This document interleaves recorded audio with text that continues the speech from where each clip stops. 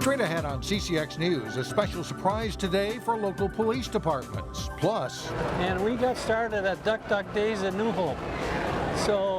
And it just escalated from there. A state fair tradition with local roots. But first, revenue from charitable gambling pushed to a higher tax tier. Local veterans groups are not happy about it. CCX News starts right now. Hello everyone, thanks for joining us. Charitable gambling is a billion-dollar business in Minnesota that helps fund everything from veterans groups to youth sports. The preliminary numbers show 2017 is a record year for charitable gambling. But as Delane Cleveland reports, experts say record profits also mean record taxes and fees paid to the state. At many American Legions and bars across Minnesota, the multicolored assortment of pull tabs, along with the lure of big cash prizes, are an immediate draw. 5. In fact, fiscal year 2017, which ended June 30th, was a record year. We increased our sales by $194 million. Al Lund is executive director of Allied Charities of Minnesota, which represents all 1,200 of Minnesota's licensed gaming charities. As I am very fond of saying, we are good people doing great work. What people may not realize is that examples of charitable gambling are everywhere. This electronic sign in Osseo, for instance, was funded in part with $10,000 in charitable gambling money. And what we have done in this community is outstanding. Legion member Bill Johnson helped make that sign happen, along with projects related to schools and veterans issues, thanks to charitable gambling money. So we are a true asset to also our fellow veterans, but to the community as a whole. But industry experts are concerned because it looks like for the first time, the state will benefit more than the charities. As sales volume increases, so do the taxes. The average charity in Minnesota realized $800 more for their communities and missions. The state realized $8,000 more on each of those charities. So it was basically a 1-to-10 split, and we think that's very wrong. The reason for the discrepancy is the 2012 stadium bill passed by the state legislature, which changed the way the state taxes charitable gambling. The money raised by the state helps pay for a U.S. Bank Stadium. In the meantime, charities take a hit. And what's happening today is that our groups are having to turn down more and more donations or reduce the amount requested. Now, people in the charitable gambling industry are making pleas to the legislature for a change. If we as a community say we want this done, they will pay attention to our needs. In Osseo, Delane Cleveland, CCX News. The Minnesota Gambling Control Board said final numbers for fiscal year 2017 won't be available until late November. a major closure on Interstate 94 is being postponed a couple of weeks because of the rain that's in this weekend's forecast. MnDOT had planned to pave the westbound lanes of I-94 from 394 all the way to Brooklyn Center. Now, with rain expected Friday night and again on Saturday, those plans have been pushed back to September 8th. It's part of a project that started back in March to resurface 9 miles of freeway, repair 50 bridges, and all the ramps between downtown Minneapolis and Brooklyn Center. MnDOT hopes to wrap things up by the end of October. There is one more trail connection now open for walkers and bikers in the northwest suburbs. City and regional leaders gathered in Crystal to cut the ribbon on the new Bassett Creek Regional Trail. The trail connects Bassett Creek Park in Crystal to Northwood Park in New Hope, but it also offers connections to French Regional Park in Plymouth, and eventually the trail will extend all the way to Theodore Wirth Park in Golden Valley and Minneapolis. There's a tremendous number of people that are now opting to use bikes to commute to and from work. So to the better that we can, accommodate that process, it gets people out and recreating. The Bassett Creek Trail is an accomplishment considering new trail connections in fully developed cities are a challenge, both in terms of securing land and funding.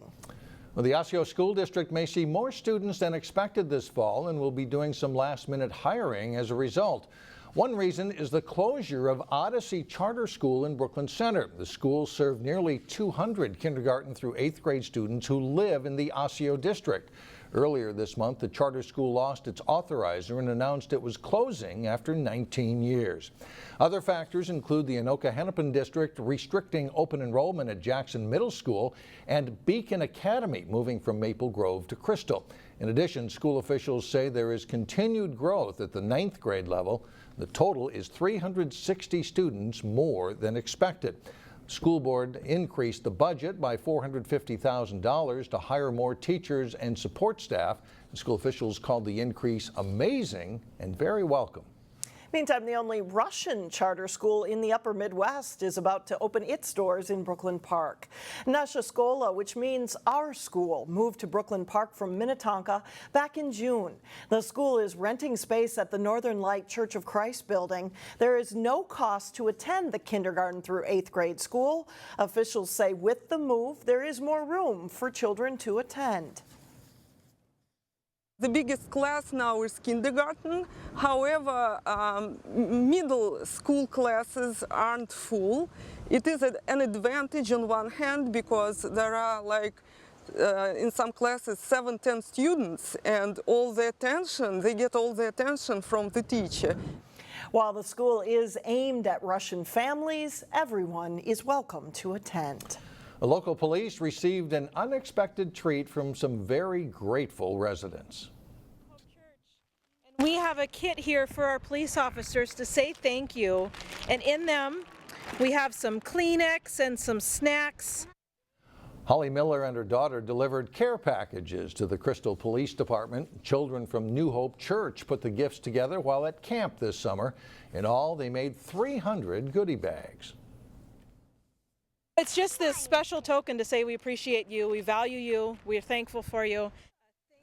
The Robbinsdale and New Hope Police Departments also received gift bags. Still ahead, fair food, that's all in the family. Plus, the Park Center girls soccer team has a new head coach as they try to get back into winning ways this fall. But first, here comes the rain again. Expect a Saturday soaker.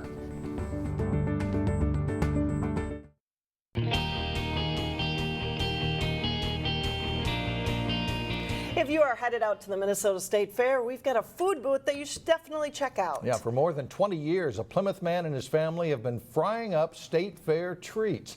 But as reporter Shannon Slatton explains, the delicious potato skins first got their start at New Hope's Duck Duck Days. We have different kinds of potato skins. You can get cheese and bacon on them, sour cream and chives. You get cheese and jalapeno, chili and cheese. Any way you fry it or top it, these delicious potato skins have a certain appeal. We have the best potato skins on the ground. Bill Rooney has been here since day one. I was dating, my future wife at the time. Frying and serving up potatoes for a man who would later become his father-in-law. The way it's hollowed out and we deep fry it and add the toppings is very tasty. Walt Melanchuk says his wife came up with the idea to fry and top potato skins for a fair food back in the early 80s. We got started at Duck Duck Days at New Hope.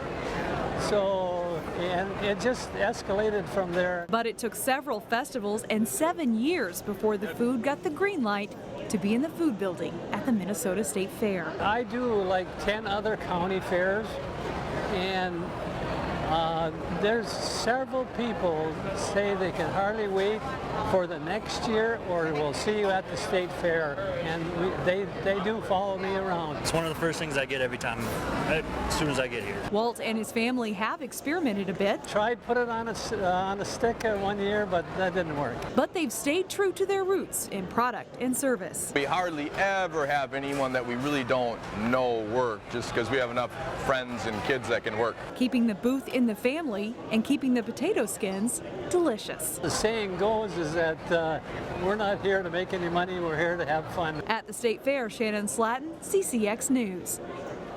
Walt's 3 daughters and their families have now bought into the booth, and they all work there. The booth is located in the food building on the south wall. Just one question for Shannon. Where's ours? That's right. Nothing came back. That's right. Still ahead, Livin, Vida, Lutheran. But first, see how the Benilde St. Margaret's football team is shaping up after winning a state title last fall. Jay Wilcox is in next with sports.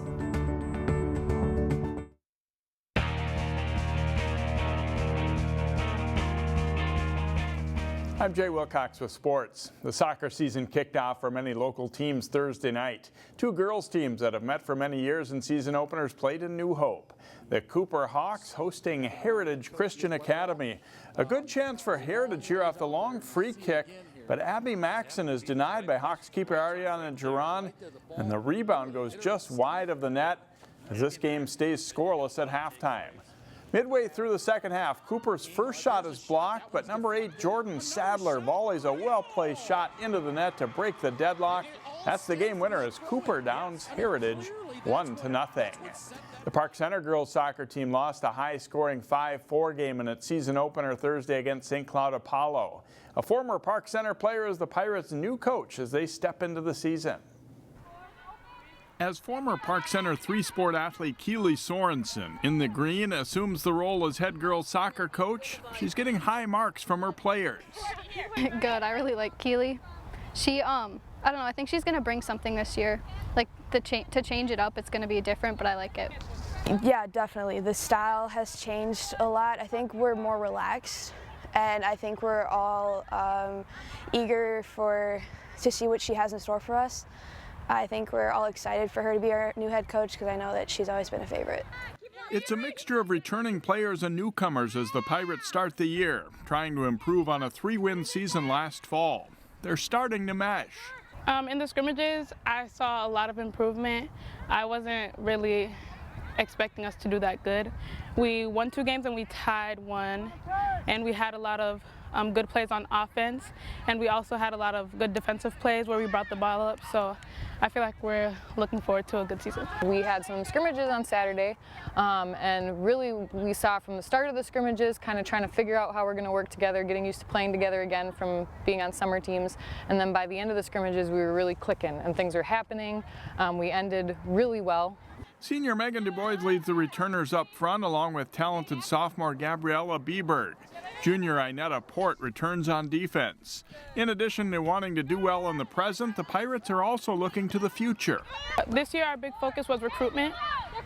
We managed to pull over 50 girls for tryouts, and that was really, our goal was 50, so we did pretty good on that. So we managed to make 3 teams, and I feel like that's really good for our program. We'll see if the Pirates' enthusiasm pays off on the scoreboard this fall. The Pirates play at Cooper Saturday afternoon and at Champlin Park Tuesday. We'll have the Park Center Champlin Park boys and girls games here on CCX Sports. Well, Benilde St. Margaret's is the defending Class 4A state champion in football. The Red Knights lost several key players from that team, but a solid core group returns. Here's Jason Melillo with today's training camp report. The Red Knights have put last season's state championship behind them, but the run to that title is serving as inspiration this preseason. Well, I think it made for an interesting offseason because they were very excited, and our individual meetings with the kids went real well, and everybody's wanting to get in the weight room. Everybody wants to be part of 7-on-7. Everybody wants to be part of fast. So it's been really good, and I think our attitude of practice has been pretty good. I don't think we've had a down day as far as their attitude. Benilde will have some holes to fill. The loss of lineman Eric Wilson and dynamic running back Ricky Floyd are big ones. Senior Liam Ford, who had 2 touchdowns and 2 interceptions in last year's state final, will be a key playmaker, as will O-lineman and linebacker Braden Fitzgerald and running back linebacker Akena Ajuagu. We just compete every day. Just compete. And Coach Hanks really likes that, so that really brings us up.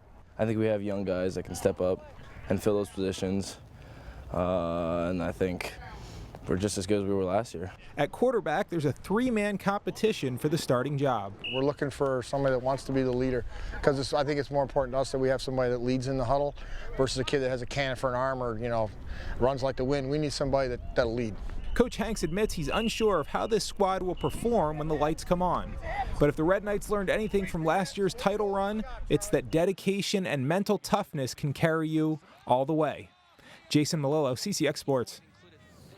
Here is the rundown on the Red Knights. They captured their first state title last year, going 10-3, with all of the losses coming to teams in Class 5A or above, including Cooper and Armstrong.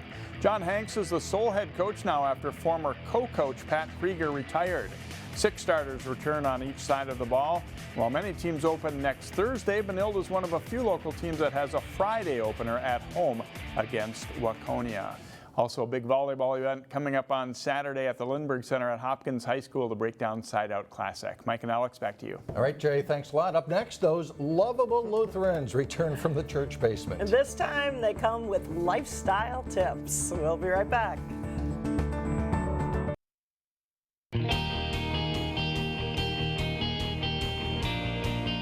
And finally, those lovable Lutherans are back with an all-new show on stage at the Plymouth Playhouse. Now, this one comes with Lutheran lifestyle tips to make sure you laugh. And Neil Persley has more in today's Weekend Showcase.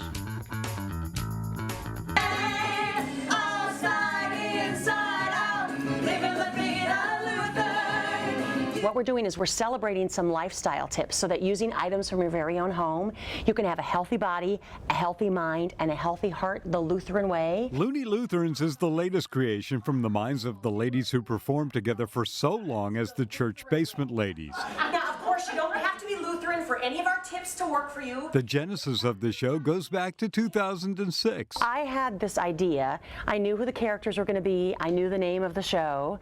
I knew what was sort of we needed to do. And then Dorian, who is here with me, and Robbie Mancina, I assigned them each. I said, come up with 10 minutes, something about food. Over here in grains and breads, that would be your ever famous elbow macaroni, your Wonder Bread, and for the Catholics, beer. Dorian Chalmers as Ginger adds to the group with her cooking skills and love of food. We wanted to bring crazy fun to the Lutherans, which is sort of an oxymoron. I am Bella Anderson, Italian by birth, Lutheran by marriage. Yeah, if you're trying to get in shape, you know, no matter what your age, 9 to 99 plus, I've got a few tips for you. Bella brings a youthful exuberance for physical fitness. Called Downward Facing Dog. Yeah, lots of them are named after animals. Oh, not here. Let me show you over here. Now, if you lift your leg like this,